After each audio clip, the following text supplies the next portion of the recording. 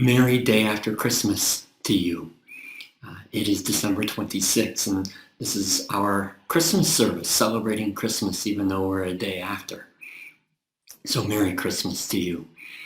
I want you to start by thinking about something for me. I want you to finish a sentence for me. The sentence starts like this. You've heard it before, I would guess. You haven't really lived until... How would you finish that from your life? What would you say to somebody? What is something unique or exciting or profound that you've experienced that you wish everybody else could experience too? And you'd say to them, you haven't really lived unless you've had this experience. Maybe skydiving. You haven't really lived until you jumped out of an airplane and felt the rush and the thrill of skydiving. Or maybe it's an event that you experienced. You haven't really lived until you've been in person to a Real Madrid versus Atletico Madrid football match. You haven't really lived, maybe it's a food, right? Until you've eaten this perfect food or at this restaurant. Maybe there's a beautiful sight that you've seen. And you say, you haven't really lived until you've seen the Swiss Alps or the sunset over the Atlantic Ocean. How would you finish that sentence? Here's what came to my mind. I would say, as somebody who loves to hike and walk out in nature, I would say you haven't really lived until you climb to the top of Half Dome in Yosemite National Park in California. If you aren't familiar with Half Dome, look it up. Look at a picture on your computer. I got to hike to the top of Half Dome, and there's a sheer cliff all the way down, right? The half of the dome. And there's nothing like crawling up to that very edge and looking down over that edge all the way down. Oh, you haven't really lived until you've been there and done that. Do you have something that came to your mind? Hold on to that thought. Hold on to that thought. It's the end of, you haven't really lived until, that's a thought we need to hold on to and answer this Christmas season. Which, again, has arrived, and I hope you have experienced or are experiencing the joy of Christmas. But now that we're here, after waiting for it, I'm sorry to tell you that this isn't really what our Advent waiting season has been all about, just this day. You see, Christmas is kind of like the excitement and then disappointment that my kids would experience at the start of our summer family holidays when we lived in the United States. Right? We would spend weeks planning a holiday and counting down the days, and the day would finally arrive for us to leave on holiday. But day one was almost always a super long car ride. Right? We would drive for 8, 10, maybe 12 hours that day. Maybe to get to where we're going to go, or maybe that's just the first day of travel. And by the time we would arrive at the end of that day, we were so exhausted from traveling that we wouldn't do anything but eat dinner and go to bed. So yes, the holiday had begun. But they hadn't gotten to the good part yet. The Christmas season is wonderful. But it's like day one of our family holiday. Right? The story is just beginning, and we haven't really gotten to the good part yet. The best is still to come. And too many times, we stop at Christmas, right? We celebrate the arrival of a baby, but we never read or think about the rest of that story. And that's sad because there is so much more. There is a greater joy to experience. To stop with Christmas is like only experiencing day one of our family holiday. right? Just the driving part. It's like only reading chapter 1 of a good book and then setting the book aside and never finding out the rest of the story. At Christmas, Jesus' birth is just the start of the story, and we can't stop reading the story now. We need to know the rest of the story because we've been waiting for more than just a birth. This Advent season, we have been waiting for a life. Because this baby, Jesus, he grew up. And he showed us what a life of love and grace and forgiveness looks like. He told stories that made people both laugh and think deeply. He cared about the poor and the sick and the people that nobody else cared about. And he did miracles like healing the sick and feeding the hungry and even raising the dead. These miracles that changed people's lives and left them in awe and wonder. He courageously spoke truth to the religious and the political powers of the day, telling them that there was a better way to live. He spoke this truth so radically that it drove the people in charge of the government and the church crazy because he threatened their power and their wealth and their control over the people. And he threatened them so much, his way of living, that they killed him. Right? They arrested him under cover of darkness, under false charges, because there was no real reason to arrest him. And they quickly, that very night, held a joke of a trial and declared him guilty and sentenced him to death. And when the sun rose, when morning came, they marched him straight out to the execution grounds and they crucified him. A most horribly painful way to kill someone. And by the time the sun went down that day, less than 24 hours since he had been walking free, Jesus' dead body was sealed up in a tomb. And just when it seemed like all was lost, right? His followers had given up. They were hiding, afraid that they were going to be hunted down and killed next. They were getting ready to go back to their previous jobs as fishermen and doctors and whatever else they could do. Just when all seemed lost, 3 days later, on Sunday morning, these disciples hear news about an earthquake and about an angel and about a stone. The stone rolled away from Jesus' tomb. They even heard claims that people had seen him alive. And it all seemed like rumors that were too good to be true. Until Jesus himself shows up right in the middle of their group and they see him and they hear him and they touch him. Right? And no one could deny that he was alive. Not the disciples who had doubted, or the Roman guards who had been guarding the tomb, who saw the angels, who were paid off to keep silent about the truth of what they had seen.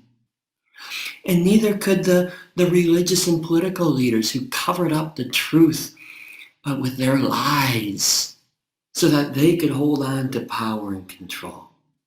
They could not deny that Jesus, who was dead, is alive. That's the story that follows Jesus' birth at Christmas. That's the rest of the story, the good news that we don't want to miss today. Right? And so we hear that story and we're right to say, to ask, so what? You know, that's an amazing story in history, and there's enough proof to demonstrate that it's true. But why should I care today? What difference does that story, this old book, what difference does that make for me 2,000 years later? Why should I care that Jesus came, was born, died, rose again? So what? Well, Jesus answers our why we should care question in John chapter 10. John 10 verse 10, Jesus says, I have come so that they may have life and have it to the full. Let me make that a little more personal. Jesus says, I have come that you may have life and have it to the full. Jesus did all this. This story is true. He made it true because he wants you to really, really live, to live your life to the fullest, to experience the joy and contentment and the goodness and the fullness of life that we all desire, that we are all looking for, that we were created for. We are so often told that being a Christian, that choosing to follow Jesus does just the opposite, right? That it steals the joy away from your life, that it takes away all the goodness and all the fun, right? That being a Christian means you have to live a miserable life, right? Now there's a whole list of things that you can't do and that you always need to be serious and often angry. That's not the kind of life that Jesus intended for us. He came to give us true life. He wants us to live it to the full, right? And finding the fullness of life might not come from the places that we've been looking at, that we've been trying to find that full life, right? All those you haven't really lived things about life, those experiences that we shared, they're great, but they don't ultimately bring us true satisfaction.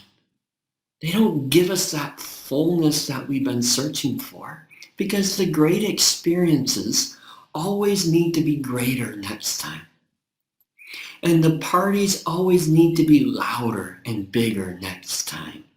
And the alcohol always needs to be stronger next time. And the bank account always needs to be bigger. And the home always needs to be better. These things never fully satisfy. They leave us wanting more. I'm guessing you discovered that.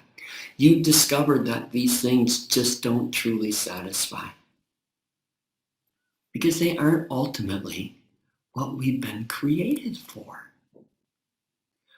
You and I were created for relationship. That's what satisfies. That's what brings contentment. That's what will give us true life. And that's what Jesus came to give us, to make possible.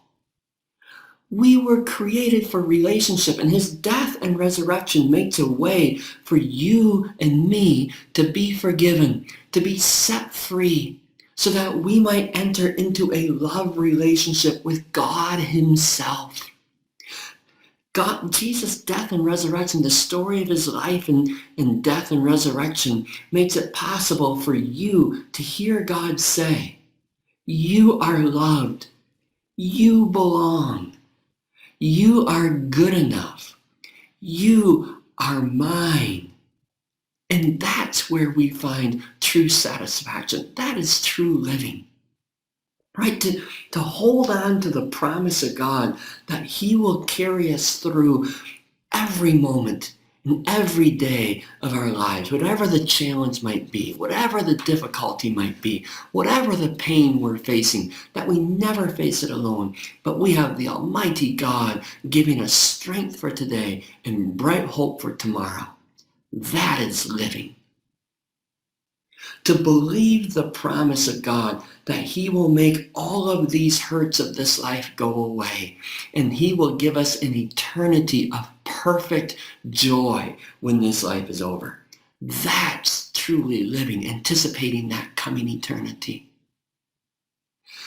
To let God transform our relationships with the people around us, so that like Jesus, we can bring healing to those who are hurting. We can bring hope to those who are hopeless. We can bring joy to the sorrowing. We can bring contentment to those who are searching for more in life. We can bring peace to those who are searching. That's living. That is a life that matters. That's a life that will bring true contentment and joy. That's a life that I want. Again, Jesus says, I've come that you might have life and have it to the full. He created us. He knows how we're designed, so he knows what will bring us joy and contentment and peace and fullness in our lives. At Christmas, the story is just beginning. It's a great beginning. This is a holiday worth celebrating. I hope you're celebrating well. But it's a beautiful story that follows. It's a story about you and me finding what we're looking for, discovering what we've been searching for. It's a story of you and me able to live life to the full. And Christmas is your invitation to be a part of that story, to find the life you've always wanted. So I had you think earlier about your you haven't really lived a moment. Remember what you thought about? No matter how good that moment was, whatever exotic foods you've eaten, whatever spectacular places you've been to and sights that you've seen, whatever wonderful comforts you enjoy in life, whatever fun plans you have every summer or every holiday or maybe every weekend,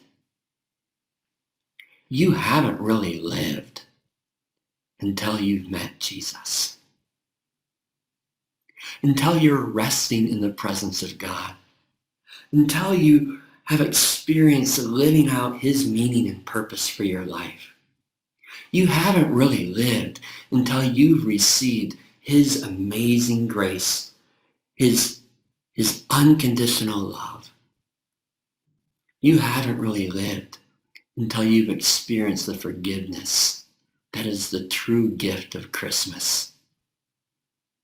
And you haven't really lived until you know that your eternity is perfected in the presence of God. You haven't really lived unless you've seen baby Jesus, who we celebrate here at Christmas, unless you've seen him grow up to be your Savior and your friend.